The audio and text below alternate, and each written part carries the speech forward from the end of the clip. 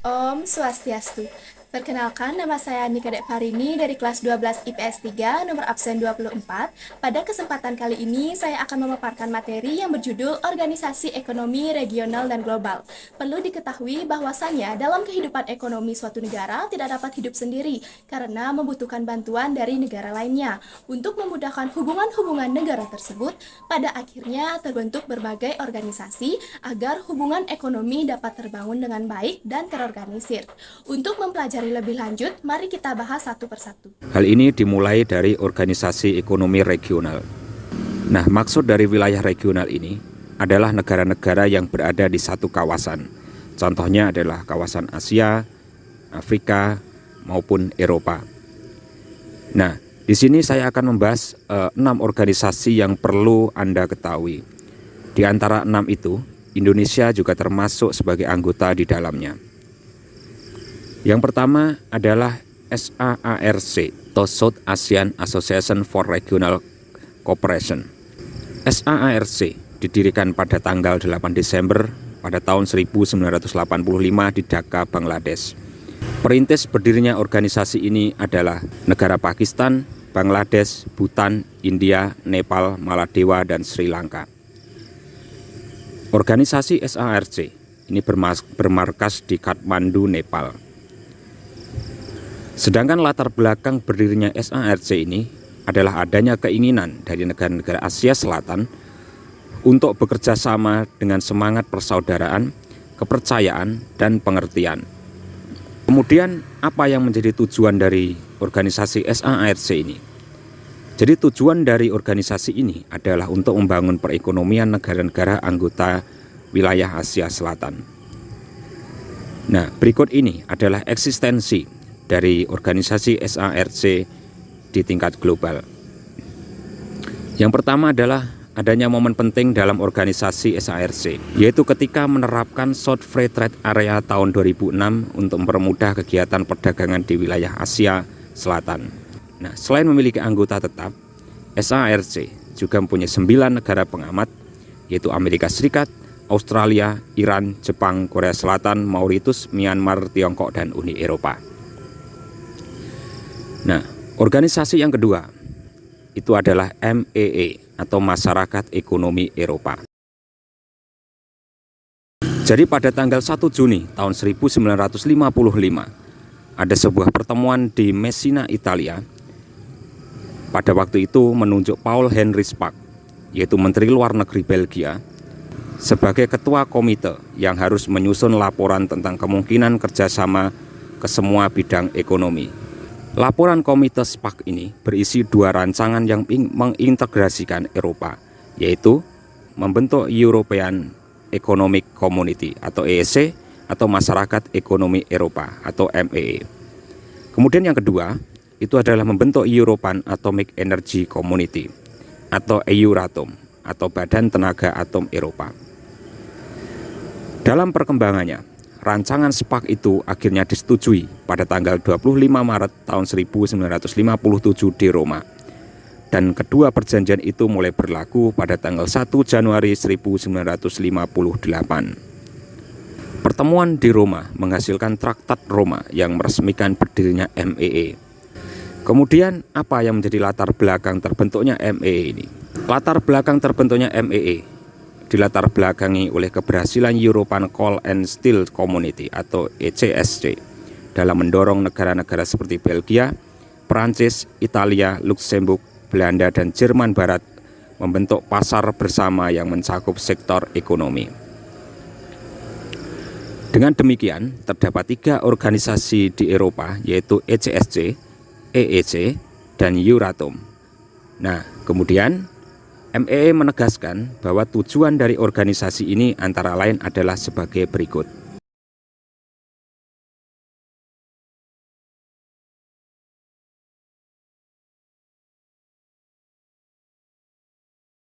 Nah, pada akhirnya MEE bergabung dengan ECSC dan Euratom menjadi Uni Eropa melalui perjanjian Merger Treaty yang ditandatangani di Brussels pada 8 April 1965.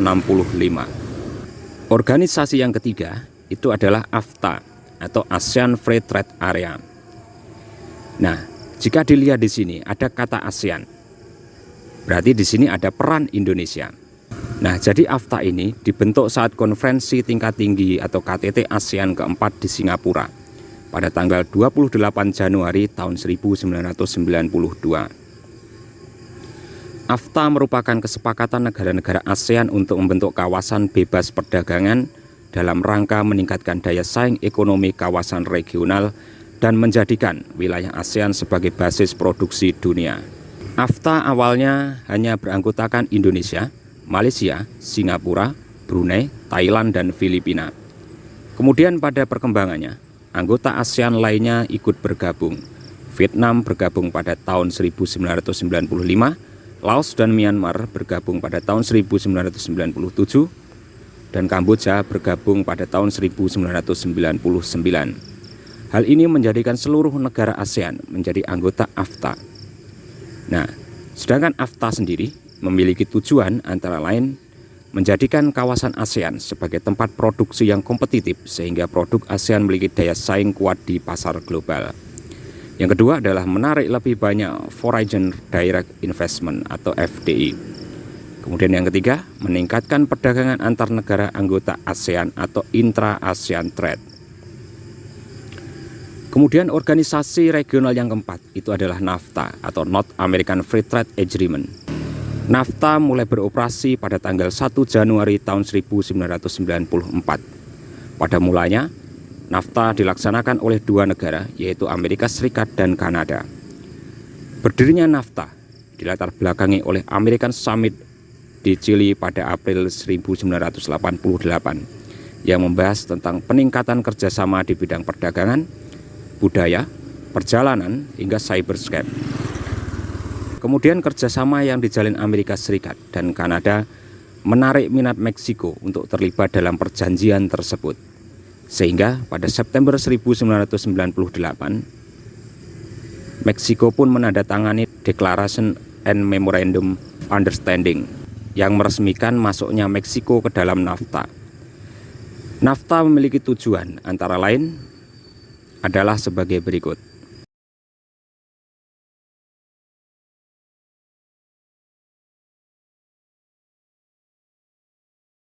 Kemudian yang kelima itu ada CAFTA atau Central American Free Trade Agreement.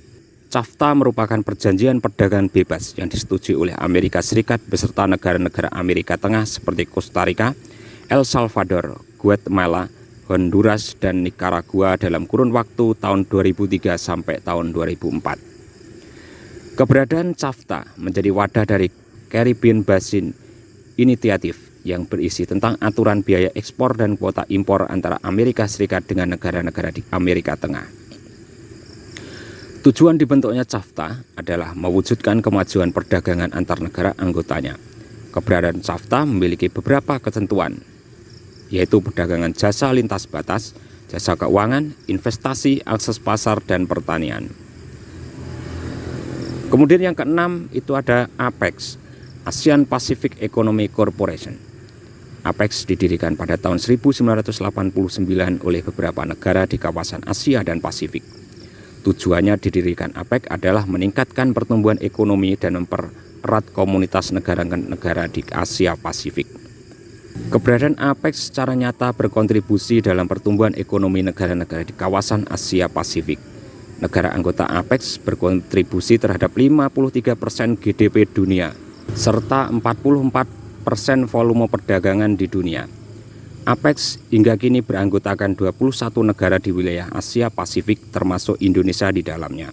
Beberapa organisasi regional ini berpengaruh pada perekonomian Indonesia. Contohnya adalah AFTA dan APEC. Dengan adanya AFTA, Indonesia diuntungkan karena bisa menarik investor asing untuk menanamkan modal di Indonesia serta mendorong pelaku usaha Indonesia untuk bersaing dagang dengan pelaku usaha dari negara lain. Selain itu, AFTA dan APEC juga berpengaruh dalam meningkatkan neraca perdagangan Indonesia.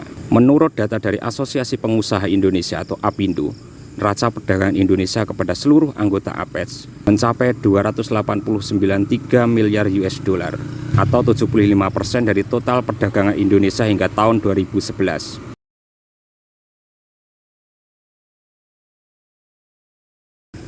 Berikutnya, setelah kita membahas organisasi regional, kita akan membahas organisasi ekonomi global. Di sini saya mencontohkan 3 organisasi ekonomi global. Yang pertama adalah GATT atau General Agreement on Traffic and Trade.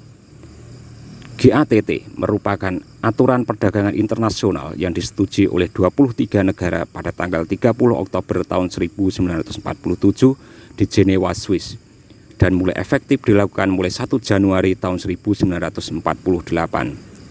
Adapun tujuan dari GATT ini adalah untuk menerapkan prinsip-prinsip umum liberalisasi perdagangan berdasarkan traktat multilateral.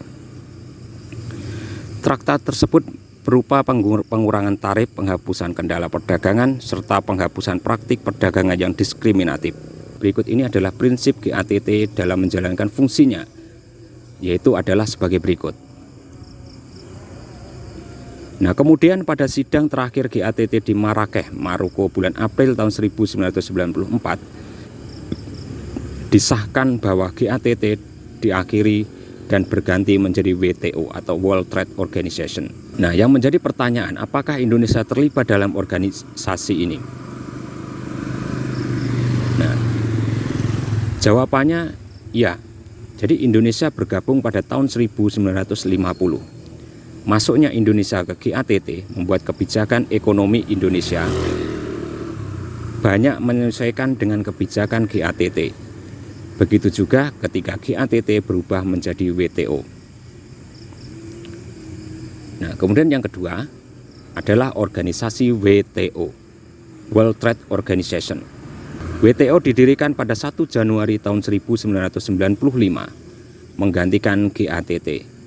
WTO muncul akibat adanya pemikiran untuk membentuk suatu badan tingkat tinggi yang permanen untuk mengawasi bekerjanya sistem perdagangan multilateral. WTO memiliki tujuan antara lain sebagai berikut.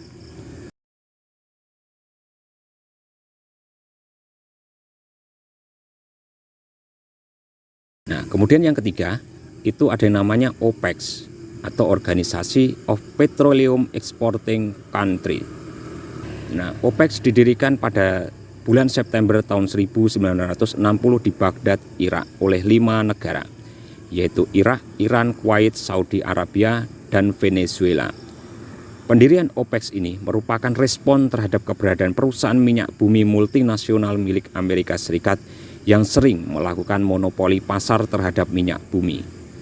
Tujuan utama dari OPEC ini adalah mengkoordinasi dan menyamakan kebijakan perihal minyak bumi di antara negara anggota, serta menjaga stabilitas minyak bumi di pasaran agar terdapat suplai yang berkelanjutan bagi konsumen dan juga pemasukan yang merata bagi produsen.